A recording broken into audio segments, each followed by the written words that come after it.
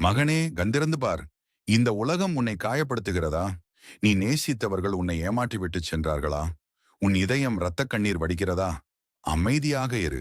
சஞ்சலப்படாதே. நீ உன்னை அவமானப்படுத்தியவனை அழிக்கத் துடிக்கிறாய். அவனிடம் போய் சண்டையிடவும், அவன் செய்ததை விட மோசமாக அவனை திட்டவும் உன் ரத்தம் கொதிக்கிறதல்லவா? நீ அழிப்பதற்கும் சண்டையிடுவதற்கும் ஆயுதம் தேடுகிறாய். ஆனால் நான் உனக்கு தரும் மிகப்பெரிய ஆயுதம் மௌனம். மௌனம் என்பது வெறும் அமைதி அல்ல மகனே. அது ஒரு மகா யுத்தம். நான் மயானத்தில் அமர்ந்திருக்கும் போது எதை பற்றியும் கவலைப்படுவதில்லை. ஏனென்றால் எனக்கு தெரியும், இந்த பிரபஞ்சத்தில் எதுவுமே நிரந்தரம் அல்ல என்று. உன்னை அவமானப்படுத்தியவர்கள் உன் ரியாக்ஷனை எதிர்பார்க்கிறார்கள். நீ கோபப்பட வேண்டும், அழ வேண்டும், அவர்களிடம் போய் கெஞ்ச வேண்டும் என்று நினைக்கிறார்கள். அவர்களுக்கு உன் மௌனத்தை பரிசாக கொடு. அந்த மௌனத்தில் ஒரு தாண்டவம் ஒளிந்திருக்கிறது. ஒரு பாம்பு தன் விஷத்தை எப்போது வெளியே கக்க வேண்டும் என்று அதற்கு தெரியும். அதுவரை அது அமைதியாகவே இருக்கும். நீயும் அப்படித்தான். உன்னை ஒருவன் எல்லார் முன்னாடியும் கேவலப்படுத்தி இருக்கலாம். உனது பலவீனத்தை வைத்து உன்னை விளையாடி இருக்கலாம். நீ உயிரா நேசிச்சவங்க உன்னை அசிங்கப்படுத்திட்டு போயிருக்கலாம். அந்த நேரத்தில் உன் இதயம் கணக்கும். ஏன் எனக்கு மட்டும் இப்படி என்ற கேள்வி எழும். அங்கேதான் நீ தோற்றுப் போகிறாய். மௌனம் என்பது பலவீனம் என்று நினைப்பவர்களுக்கு நான் ஒன்று சொல்கிறேன், கேள். காற்றில் அசையும் இலை சத்தம் போடும். ஆனால் வானத்தை முட்டும் மலை மௌனமாகத்தான் இருக்கும். மௌனம் என்பது சக்தியை சேமிக்கும் தவம். நீ பதிலுக்கு கத்தும்போது உன் சக்தியை வீணடிக்கிறாய். ஆனால் நீ மௌனமாக இருக்கும்போது உன் எதிரிக்குள்ளே ஒரு பயம் பிறக்கும். இவன் ஏன் இன்னும் அமைதியாக இருக்கிறான்? இவன் மனதுக்குள் என்ன பிளான் ஓடுகிறது? இவ்வளவு சொல்லியும் இவன் அசையவில்லையே. இந்த ஒரு குழப்பம் அவனை உள்ளுக்குள்ளே சிதைக்கும். மகனே, நீ இப்போது ஒரு முடிவெடுக்க வேண்டும். உன்னை சிதைத்தவர்களுக்கு பதிலடி கொடுக்கப் போகிறாயா? அல்லது மௌனமாக இருந்து அவர்களை பணிய வைக்கப் போகிறாயா? சாணக்கியன் சொன்ன ராஜதந்திரமும் இதுதான், நான் காட்டும் ஞானமும் இதுதான். உன்னை காயப்படுத்தியவர்களை உன் மௌனத்தால் எப்படி கதறவிடலாம்? ஒரு துரோகிக்கு நீ கொடுக்கக்கூடிய உச்சகட்ட மரண அடி எது? இன்றைய இந்த பயணம் உன் வாழ்க்கையை மாற்றப் போகிறது. நீ அழுது கொண்டிருந்த மனிதனாக உள்ளே வந்திருக்கலாம். ஆனால் இந்த பேச்சை கேட்டு முடிக்கும்போது ஒரு ராஜாவைப் போல எதற்கும் கலங்காத ஒரு சிவ அம்சமாக வெளியே செல்வாய். உன் மௌனம் ஒரு பிரளயமாக மாறப்போகிறது. அந்த மௌனத்தின் 10 போர் தந்திரங்களை நான் உனக்கு உபதேசிக்கிறேன். கவனமாக கேள். ஏனென்றால் இனி உன் வாழ்க்கை உன் கட்டுப்பாட்டில் இருக்கப் போகிறது. ஒருவன் உன்மீது சேற்றை வாரி இறைக்கும் போது நீ அதை துடைக்க முயற்சித்தால் உன் கைகளும் அழுக்காகும். நான் நஞ்சை உண்ட போது யாருக்கும் விளக்கம் அளிக்கவில்லை. அந்த நஞ்சு என் கழுத்திலேயே நின்றது. அதுவே எனக்கு நீலகண்டன் என்ற பெருமையை தந்தது. உன்னை ஒருவன் தவறாக பேசும்போது நீ விளக்கம் கொடுத்தால் நீ பலவீனமானவன் என்று அர்த்தம்.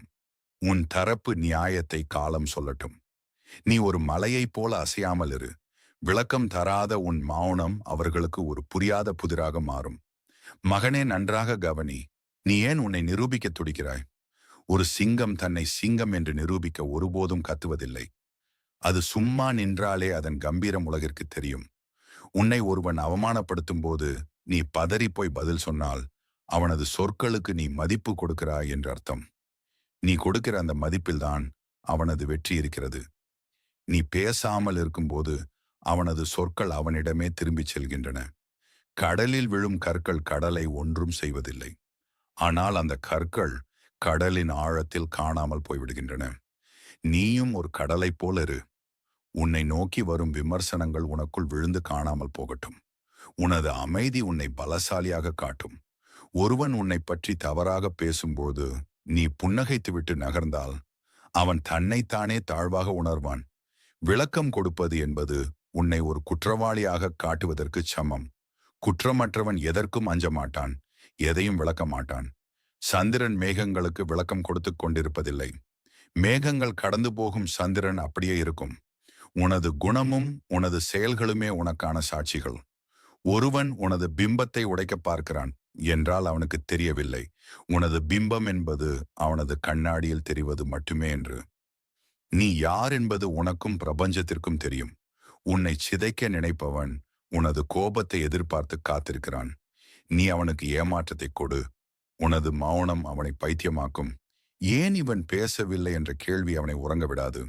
அந்த தவிப்பு தான் நீ அவனுக்கு கொடுக்கும் மிகப்பெரிய தண்டனை. உன்னை பற்றி புறம் பேசுபவர்கள் உனது முதுகுக்கு பின்னால் இருக்கிறார்கள். அவர்கள் அங்கேயே இருக்கட்டும். நீ முன்னேறிச் செல். உனது வளர்ச்சி அவர்களுக்கு பதில் சொல்லும். ஒரு கட்டத்தில் உன்னை அவமானப்படுத்திய அதே வாய் உன்னை புகழத் தொடங்கும். அன்று நீ அவர்களுக்கு நன்றி கூட சொல்லத் தேவையில்லை. உனது மௌனமான வெற்றி அவர்கள் முகத்தில் ஒரு அறை கொடுக்கும். மகனே, மௌனம் என்பது வெறும் வாய்மூடி இருப்பது அல்ல. அது மனதை அமைதியாக வைத்திருப்பது.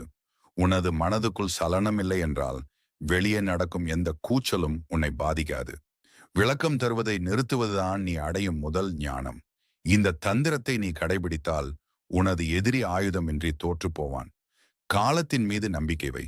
காலம் எல்லாவற்றையும் வெளிச்சத்திற்கு கொண்டு வரும். அதுவரை நீ ஆதியோகியைப் போல மௌனமாக இரு.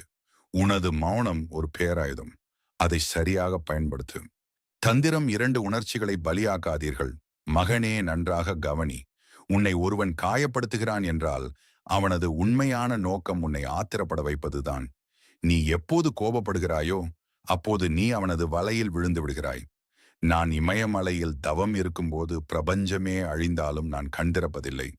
ஏனென்றால் எனது அமைதி எனது பலம். நீ உனது உணர்ச்சிகளை ஒருவனுக்கு காட்டும்போது உனது சாவி அவனது கையில் இருக்கிறது என்று அர்த்தம். அவன் உன்னை ஆட்டுகிறான், நீ அவன் சொல்வதற்கு ஆடுகிறாய். உனது நிதானத்தை இழப்பது என்பது உனது ராஜ்யத்தை அவனிடம் ஒப்படைப்பதற்கு சமம். ஒருவன் உன்னை திட்டும்போது நீ ஒரு கல் சிலையாக இரு. உனது முகத்தில் எந்த மாற்றமும் இருக்கக்கூடாது. உனது கண்கள் அவனை ஊடுருவி பார்க்கட்டும், ஆனால் அதில் கோபம் இருக்கக்கூடாது. ஒரு வெறுமையான பார்வை அவனை கதற வைக்கும். நான் இவ்வளவு பேசியும் இவன் ஏன் அசையவில்லை என்ற கேள்வி அவனை நிலைகுலையச் செய்யும். உனது மௌனம் அவனது அகங்காரத்தை சுட்டெரிக்கும். உணர்ச்சிகளை அடக்குவது என்பது பலவீனம் அல்ல, அது மிகப்பெரிய ஆற்றல். கொதிக்கும் தண்ணீரில் உனது பிம்பத்தை பார்க்க முடியாது. அதே போல் கோபத்தில் இருக்கும்போது உன்னால் சரியான முடிவை எடுக்க முடியாது. உனது எதிரி உனது கோபத்தை ஒரு விருந்தாக நினைக்கிறான். அவனுக்கு அந்த விருந்தை கொடுக்காதே. அவனை பட்டினி போடு. உனது அமைதி அவனை பைத்தியமாக்கும். உன்னை அசிங்கப்படுத்தியவன் உனது கண்ணீரை எதிர்பார்க்கிறான். அவனுக்கு உனது புன்னகையை பரிசாக கொடு. அந்த புன்னகை அவனது இதயத்தில் ஈட்டி பாய்வது போல இருக்கும். மகனே, உணர்ச்சிகள் என்பவை உனது அடிமைகளாக இருக்க வேண்டும். நீ அவற்றிற்கு அடிமையாக கூடாது.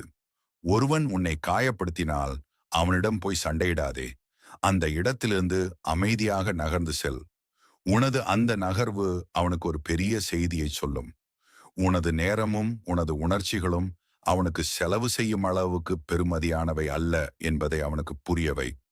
நீ மௌனமாக இருக்கும்போது உனது பலம் உனக்குள் சேமிக்கப்படுகிறது. அந்த பலம் உன்னை ஒரு மாபெரும் சக்தியாக மாற்றும். உன்னை திட்டுகிறவன் ஒரு சிறு துரும்பாக தெரிவான். நீ ஒரு மாபெரும் மலையாக தெரிவாய். ஒரு மலை தன்னை தாக்கும் காற்றை பொருட்படுத்துவதில்லை. காற்று வீசும், பிறகு மறைந்துவிடும். ஆனால் மலை அப்படியே இருக்கும். நீயும் ஒரு மலையைப் போல உறுதியாக இரு. உனது தன்மானம் அவனது ஈகோவை சிதைக்கும். உனது இந்த தந்திரம் உன்னை ஒரு வெற்றியாளனாக மாற்றும். எவன் ஒருவன் தன் உணர்ச்சிகளை ஆழத் தெரிந்து கொள்கிறானோ அவனே இந்த உலகத்தை ஆளத் தகுதியானவன். இனி எவன் உன்னை சீண்டினாலும் அவனுக்கு உனது மௌனத்தை தவிர வேறெதையும் தராதே. அந்த மௌனத்தில் உன் வெற்றி ஒளிந்திருக்கிறது. இன்றைய உலகில் நீங்கள் காயப்பட்டால் உடனே அதை உலகுக்கு அறிவிக்கிறீர்கள். உனது வலியை சமூக வலைதளங்களில் காட்சிப்படுத்தாதே. உன் துயரம் உனக்கு மட்டுமே சொந்தமானது. யார் உன்னை காயப்படுத்தினார்களோ அவர்களுக்கு உன்னை பற்றிய எந்த தகவலும் கிடைக்கக்கூடாது. நீ மறைந்து போ. அந்த மறைவு அவர்களுக்கு ஒரு பயத்தை உண்டாக்கும். நீ எங்கே இருக்கிறாய், என்ன செய்கிறாய் என்று தெரியாமல் அவர்கள் தவிக்க வேண்டும். அதுதான் உனது வெற்றி. நான் கருணை கடல்.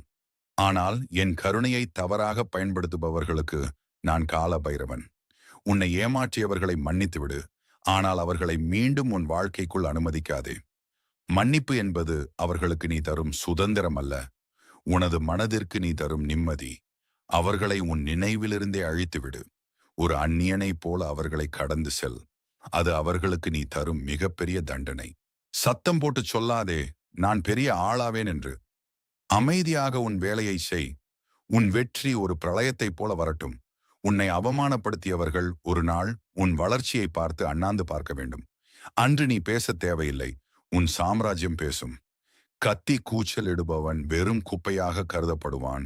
சாதிப்பவன் கடவுளாக கருதப்படுவான். நான் திரிபுரத்தை எரிக்கும்போது சிரித்துக்கொண்டே எரித்தேன். சிரிப்பு என்பது ஒரு மறைமுகமான போர்.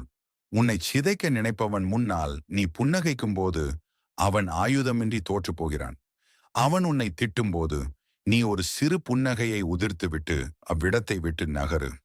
நீ எனக்கு ஒரு பொருட்டே இல்லை என்பதை அந்த புன்னகை அவனுக்கு உறக்கச் சொல்லும். என் மூன்றாவது கண் ஞானத்தின் அடையாளம். உன் கண்களால் பேசு. ஒருவன் உன்னை மட்டம் தட்டும்போது அவனது கண்களை ஆழமாகப் பார். ஒரு வார்த்தை கூட பேசாதே. 10 நொடிகள் அவன் கண்களை பார்த்தால் அவனது பொய்மை உடைந்து போகும். உன் பார்வையில் ஒரு சிங்கத்தின் கம்பீரம் இருக்கட்டும். பார்வதி தேவியிடம் கூட நான் பல ரகசியங்களை மௌனமாகவே வைத்திருக்கிறேன். உன் பலவீனம் எங்கே இருக்கிறது என்று யாரிடமும் சொல்லாதே. நீ காயப்பட்ட இடத்தையே அவர்கள் மீண்டும் தாக்குவார்கள். உன் வலியை ஒரு பொக்கிஷமாக உனக்குள் புதைத்து வை. அது ஒரு நாள் நெருப்பாக மாறி உன்னை உயர்த்தும். அவர்களை ஒரு அந்நியனைப் போல கருதுங்கள். மகனே, இதுதான் சாணக்கிய நீதியின் இறுதி ஆயுதம். ஒருவன் உன்னை மிக மோசமாக காயப்படுத்தி விட்டான் என்றால் அவனுக்கு நீ கொடுக்கக்கூடிய அதிகபட்ச தண்டனை அவன் உனது வாழ்க்கையிலேயே இல்லாதது போல நடந்து கொள்வதுதான். பழிவாங்குவதும் திட்டுவதும் கூட ஒரு வகையான முக்கியத்துவம்தான். ஆனால் அவர்களை ஒரு அந்நியனைப் போல, ஒரு கண்ணுக்கு தெரியாத தூசியைப் போல கடந்து போகும்போது அவர்களது ஈகோ மொத்தமாக நொறுங்கி போகும். வழியில் அவர்களை பார்க்கிறாயா? முகம் தெரியாத ஒருத்தரை கடந்து போவது போல மௌனமாக கடந்து போ. உனது வாழ்க்கையிலிருந்து அவர்களை மௌனமாகவே டிலீட் செய்துவிடு. உன்னை இழந்த அந்த வழி அவர்களை வாழ்நாள் முழுக்க கதற வைக்கும். ஒருவன் உனக்கு துரோகம் செய்த பிறகு அவனிடம் போய் சண்டையிட்டால் நீ இன்னும் அவனது பிடியில் இருக்கிறாய் என்று அர்த்தம். ஆனால் அவன் உனக்கு யாரென்றே தெரியாது என்பது போல நீ நடக்கும்போது அவன் தன் இருப்பையே இழக்கிறான். உனது மௌனம் ஒரு ஆழமான கடல் போன்றது. அதில் அவன் எரியும் கற்கள் எந்த சலனத்தையும் ஏற்படுத்தாது. மகனே, பயணம் ஒரு சாதாரண வீடியோ இல்லை. இது உனக்கான ஒரு புதிய வாழ்க்கை முறை. இனிமேல் உன்னை காயப்படுத்துபவன் முன்னால் நீ அழுது நிற்க மாட்டாய். மௌனமாக ஒரு புன்னகையோடு ஒரு ராஜாவைப் போல நிற்பாய். சாணக்கியர் சொன்னார், தன்னை அடக்கத் தெரிந்தவனே உலகை ஆளத் தகுதியானவன் என்று. உன் மௌனத்தை ஒரு ஆயுதமாக மாற்று. உன் வளர்ச்சியை ஒரு சாம்ராஜ்யமாக மாற்று. எவன் ஒருவன் தன் உணர்ச்சிகளை மறைத்து மௌனத்தை சூடிக்கொள்கிறானோ அவனை இந்த பிரபஞ்சத்தால் கூட அசைக்க முடியாது. உன்னை ஏளனம் செய்தவர்கள் உனது மௌனத்தை கண்டு அஞ்சட்டும். உன்னை சிதைக்க நினைத்தவர்கள் உனது அமைதியை கண்டு மிரளட்டும். இன்று நீ இங்கிருந்து செல்லும்போது ஒரு புதிய மனிதனாக செல்கிறாய். உனது பழைய வழிகள் உனது மௌனத்தில் கரைந்து போகட்டும். இனி உனது ஒவ்வொரு அடியும் நிதானமாகவும் மௌனமாகவும் இருக்கட்டும். உன்னை காயப்படுத்தியவர்களின் நினைவுகள் உனது வெற்றிக்கான எரிபொருளாக மாறட்டும். ஆனால் அவர்களைப் பற்றி ஒரு வார்த்தை கூட வெளியே சொல்லாதே. உனது மௌனம் அவர்களுக்கு தரும் தண்டனை மிக கொடியது. அந்த தண்டனையை அவர்கள் அனுபவிக்கட்டும். நீ உனது சாம்ராஜ்யத்தை கட்டுவதில் கவனமாக இரு. யாரெல்லாம் இன்றையிலிருந்து இந்த மௌன புரட்சியை ஆரம்பிக்கப் போகிறீர்களோ அவர்கள் மட்டும் கமெண்டில் IM a சைலண்ட் வாரியர் என்று டைப் செய்யுங்கள். வாழ்க்கையை வெல்லுங்கள். மதிப்பு நமதே. நமது சேனலை சப்ஸ்கிரைப் பண்ண மறக்காதீர்கள். அடுத்த ஒரு அதிரடியான வீடியோவில் உங்களை சந்திக்கிறேன். மௌனமே உனது பலம், மௌனமே உனது வெற்றி. ஓம் நம சிவாய. உன்னை காயப்படுத்தியவர்கள் உன் மௌனத்தை கண்டு அஞ்சட்டும். உன்னை சிதைக்க நினைத்தவர்கள் உனது அமைதியை கண்டு மிரளட்டும். மௌனம் என்பது பலவீனம் என்று நினைப்பவர்கள் மத்தியில் அது ஒரு மிகப்பெரிய அதிகாரம் என்பதை நீ நிரூபித்து விட்டாய். இன்று நீ இங்கிருந்து செல்லும்போது ஒரு சாதாரண மனிதனாக போகவில்லை. எதற்கும் அஞ்சாத, எதற்கும் கலங்காத ஒரு சிவ அம்சமாக வெளியே செல்கிறாய்.